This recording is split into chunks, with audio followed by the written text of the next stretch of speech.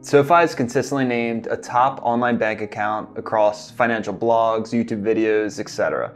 So in this video, we'll cover the details of the SoFi Checking and Savings account to see if it's really worth signing up for. Before rushing to make an account, make sure to listen closely, especially towards the end of this video, as we'll uncover some nuances that could make or break this account for you. Now, SoFi Checking and Savings is essentially a high-yield savings account with a checking account available as well. If you search this video, you're likely familiar with HYSAs or high-yield savings accounts, which are growing in popularity as a safe place to store your savings.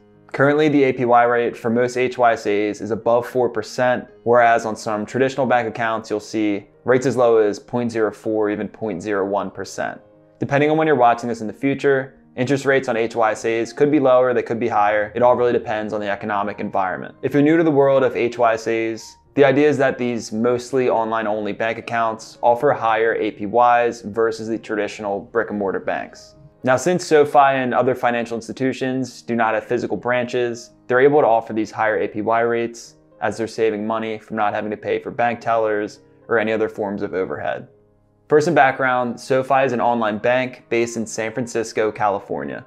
Here's why you might want to sign up for a SoFi Checking and Savings account.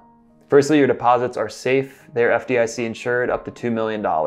This high insurance amount is possible as SoFi partners with a network of participating banks. As you likely know, one thing that generally attracts consumers to these banks is the APY they offer. SoFi is known for having one of the most competitive rates and typically responds to changes in the economy very quickly. As mentioned, the APY is currently above 4% for the savings account option with SoFi. One of the biggest caveats to receiving this APY is that you do need to set up your account with direct deposit, but more on that later in the video. Another great perk of SoFi is that they currently offer a sign-up bonus.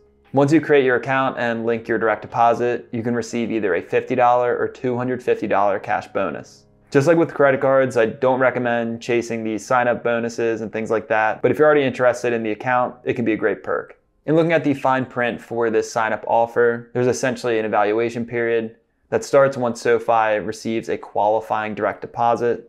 Then you have 25 days to actually receive direct deposits. And as you can see on this chart, depending on the amount that you deposit into your account during that time frame, if it's between $1,000 and under $5,000, you'll get a $50 cash bonus. On the other hand, if the deposits are $5,000 or more, you'll receive $250. There's also an affiliate link in the description. If you click on that to sign up for your account, you'll get $25 extra and also help this channel grow.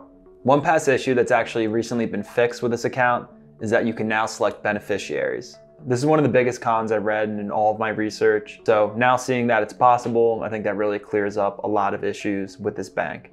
Next up, we have vaults. This is the name that SoFi gives its visual interpretation of your savings progress. Through these vaults, you can visualize your savings progress as you steer towards a specific financial goal. I think this is a good way to kind of visually see the progress as you save towards things like travel, a car, even a house. There's also a perk where you can receive an early paycheck up to 2 days before you actually get paid. SoFi kind of advertises this as a way to get money so you can pay your bills earlier, save earlier, invest earlier. I think this can be a good pro and something that attracts people to this bank, but from a budgeting standpoint, I wouldn't rely on having to receive your paychecks early. I think that can cause a lot of problems in the future, but could be a perk to consider. Another pro of this account that really stands out from competitors is that there is a debit card available. Essentially, you'll receive what's called a World Debit MasterCard, and then you can use this to operate all point ATMs. And according to SoFi, there's 55,000 plus across the US. In my own life, I've seen these all point ATMs across CVS's, Walgreens, and Rite Aids. So they are accessible, and this can be a great way to actually access your money. Whereas most of the HYSA competitors, you really have to take your money, transfer it to a different bank account, then go in person to an ATM. High level, it'll save you a lot of time, and it could be a better match for your lifestyle versus some other options. Clearly, there are a lot of perks with this checking and savings account. Still though, before going ahead and signing up, you're going to want to hear about some potential deal breakers. So let's look at some of the cons of this SoFi account. As we referenced earlier in the video, direct deposit is required in order to receive the high advertised APY. Basically, you'll have to take the direct deposit from your employer, link it to your SoFi account if you want to get that 4+% APY. Additionally, on your checking account, you'll get 0.5% APY. Now, if you're a member of this bank and you do not sign up for direct deposit, your savings account APY will only be 1.2%. As marketers, SoFi knows that you're not going to want to sign up for their bank and get the lower rate. So it's really just a way for them to kind of hook you in and keep them as your go-to bank. Now, this can certainly be an issue if you're self-employed, for instance, since you have no way to get a direct deposit. If this is a big red flag for you, you might want to check out my review of the Marcus high yield savings account as an alternative. For a lot of people though, the direct deposit's no big deal. They simply link it, have all their money flowing in to this account, get a high APY rate, everything's fine. Another con that really stood out in my research is there's no option to use Zelle on the SoFi app itself. So this could be a big con for people that like to use Zelle and want to keep all their money flowing directly from their bank. There is actually a workaround. If you download the Zelle app, you can connect your account with your SoFi debit card and use it that way.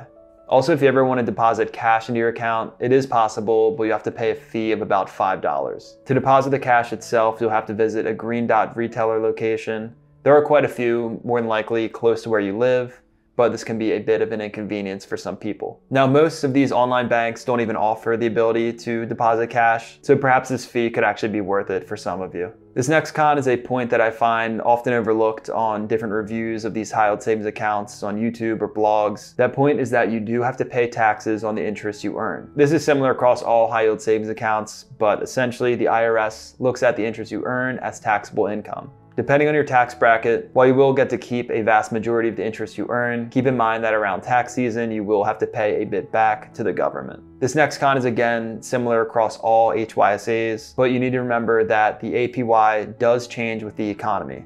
They are variable, which means they can and will fluctuate based on current economic conditions. Back during the craze of COVID, APYs were below 1%, depending on the bank you used. Whereas nowadays you see these high rates, again, because the Fed is trying to combat inflation by raising interest rates. For this reason, I think now is an excellent time to sign up for one of these online savings accounts. But again, in the future, anything can happen. The next potential con is that SoFi is just relatively new as a bank. They were founded back in 2011, and while I think they are a great option, I know that some people prefer to bank with an institution that's been around for hundreds of years. SoFi's really positioned themselves as kind of a tech or new banking company, which I think is attractive to a lot of individuals. Next, in looking at the customer service, it is not 24/7.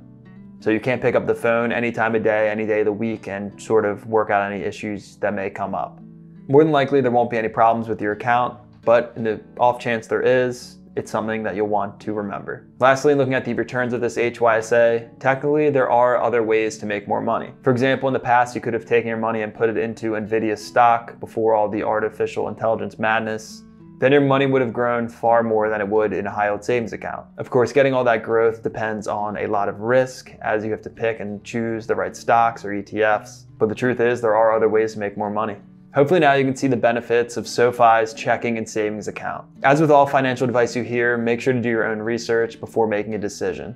If you're still not convinced, check out this video where I cover some of the top high yield savings accounts.